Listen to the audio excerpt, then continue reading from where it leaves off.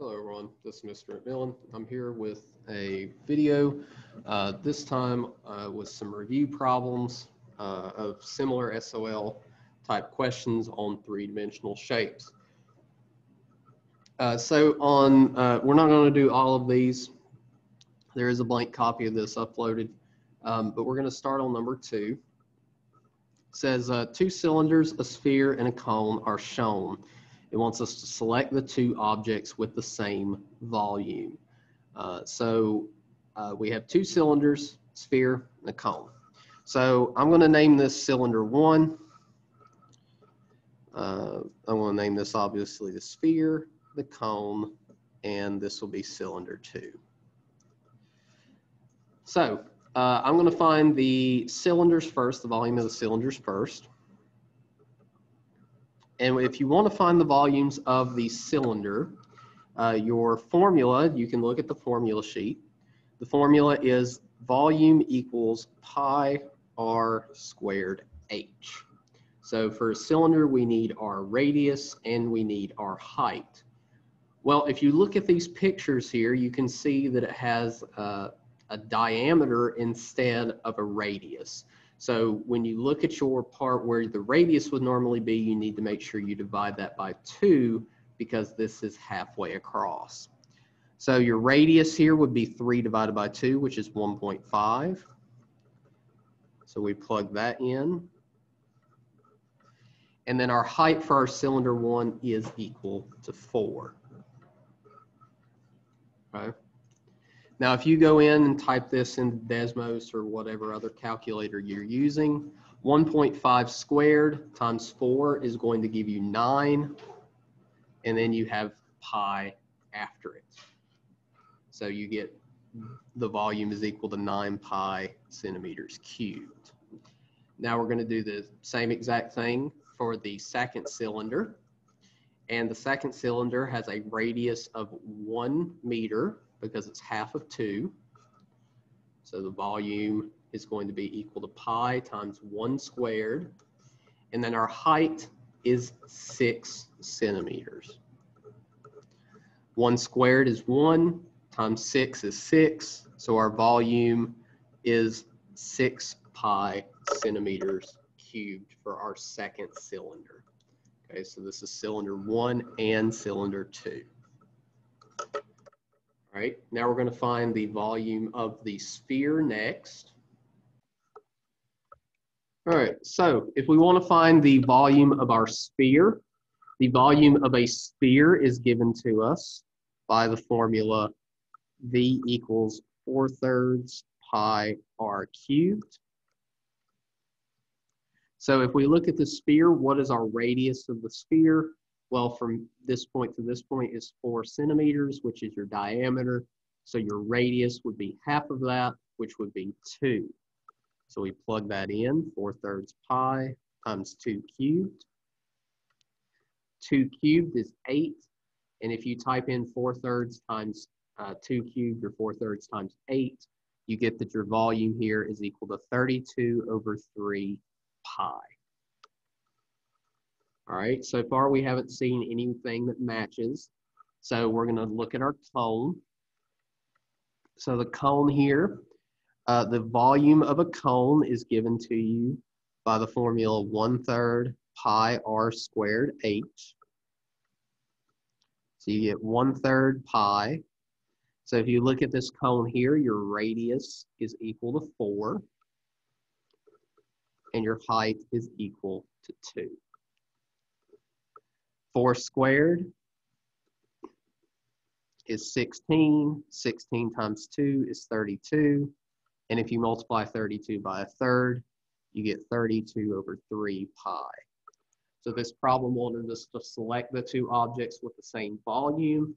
So we see that the cone and the sphere have the exact same volume. So those would be the ones we would select. Those would be our answers. All right, let's look at number 4. Number 4 says a fish tank in the shape of a rectangular prism has these dimensions. Length equals 20 inches, width equals 10 inches, height equals 12 inches. What is the volume of water in the tank when it is 4/5 full? So if we're doing the volume here, and we have a rectangular prism, our volume for a rectangular prism is given to us by the formula length times width times height. And it tells us our length, width, and height here. So we're going to take 20, multiply it by 10, and then multiply it by 12. And so if you multiply 20 by 10, that gives you 200. 200 times 12 gives you 2,400 inches cubed. But it's not just asking for the volume of water. It's asking for the volume of water when it's 4/5 full. So it's not entirely full. So our volume isn't this whole thing. So how am I going to determine the volume when it's 4/5 full? Well, I'm going to take my volume, 2,400, and I'm going to multiply it by 4/5. And when you do that, you end up getting 1,920 inches cubed for your volume. All right, let's look at number 5. Number 5 says a rectangular prism has a volume of 36 centimeters cubed. A, if the height of the prism is tripled and the other dimensions do not change, what is the volume of the new rectangular prism? So it says only one of the things is changing here. So I'm going to use that formula method I talked about. So our original one is length times width times height. So this is our old one. Now our new one, it says the other dimensions don't change, only the height does. So the length stays the same, the width stays the same, but it says the height is tripled. So that means we're multiplying the height by 3. So that means this formula is going to end up being 3 times length times width times height. So what is the ratio between the new volume to the old volume? Well, they both have LWH in common. So the only thing they don't have in common is the 3, and then here is the 1. So the ratio for this one would be 3:1. And what that means is that our new volume is 3 times bigger than our old one. So if our old volume is 36 centimeters cubed and my new one is 3 times bigger, I have to take 36 and multiply it by 3. And when you take 36 by 3, you get 108 centimeters cubed. Now B says, if all dimensions of the original rectangular prism are tripled, what is the volume of the new rectangular prism? Now, since this says all dimensions, this is where we can use those similar ratios. So if all the dimensions are tripled, then our side ratios are 3:1. Well, we're going from the original side ratio to the volume. And volume is measured in cubic units. So since it's measured in cubic units, we need to cube these two. And so 3 cubed gives us 27 to 1. And what this means is that our new volume is 27 times bigger than our old volume. So to find our new volume, we take 36, which was our old volume, and multiply it by 27. And when we multiply 36 by 27, we get 972 centimeters cubed.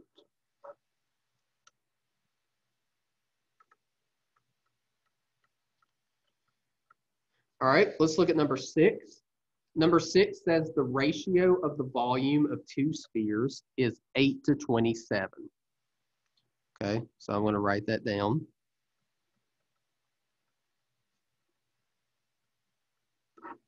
8:27. It wants to know what the ratio of the lengths of the radii of these 2 spheres would be. Well, if we know the ratio of the volumes to be 8:27, normally to get there, we would have to know the ratio of the side lengths or the original or the one-dimensional things we need. So just like in the last one where we cubed the side ratios to get to the volume, this we're going to be going in the opposite direction. So we're actually going to have to cube root 8 and cube root 27. Now all that means is we figure out the number here that when cubed gives us 8. So which of these numbers when cubed would give us 8? Well, that would be 2. And what number when cube rooted, or when cubed rather, would give us 27? That would be 3. Okay. So that's all this one wanted from us. Okay. So 2 cubed to 3 cubed gives us 8 to 27, which is what it wanted. Number 7 says a cylinder has a surface area of 96 squared inches. If all dimensions of the cylinder are multiplied by 1/2 to create a new cylinder, what will be the surface area of the new cylinder? So it says all dimensions are multiplied by 1/2. So that means our side ratios, our top number is going to be what goes in front, so 1, and our bottom is what goes behind. So 1 to 2 is our side ratio. Now it's looking for the new surface area. Well, surface area is measured in units squared. So we're going to have to square our sides to get our new ratio. So 1 squared gives us 1, and 2 squared gives us 4. So if we write this as a fraction, this would be 1/4. Now, if we're multiplying this by 1/2, we're multiplying the cylinder by 1/2, is our new surface area going to be bigger or smaller than the original? Well, 1/2 means it's getting reduced in size, so that means it's going to get smaller. So our top part represents the new one, and our bottom part represents the old one. So we want to know the surface area of our new one. So we have x over, and then our old one was given to us as 96. Cross multiply, and we get 4x equals 96. Divide both sides by 4, and we get x equals 24 inches squared.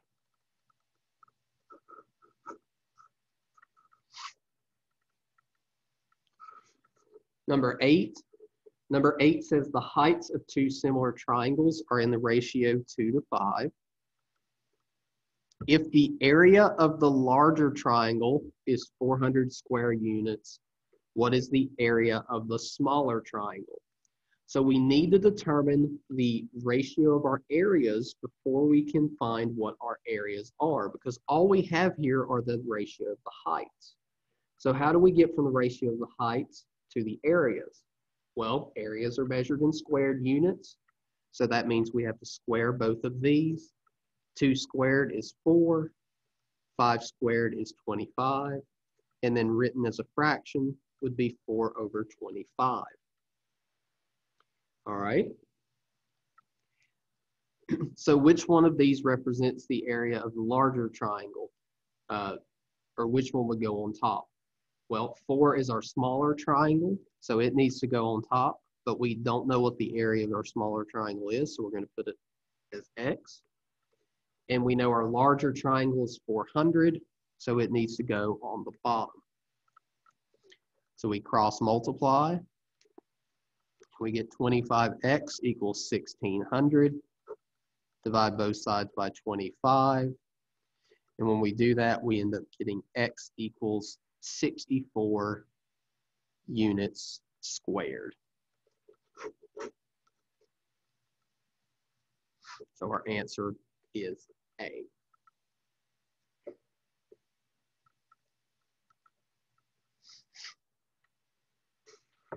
And number 9, the last one we're going to do here, it says if the height of a rectangular prism is decreased by 1/3, then which statement is true.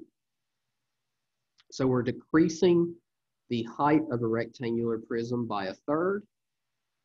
So only the height is getting changed though. And all of these talk about the volume, which is length times width times height. So the length doesn't get changed, the width doesn't get changed, but the height gets multiplied by 1/3. Okay. So if we have this, then this becomes the 1/3 sticks out front, length times width times height.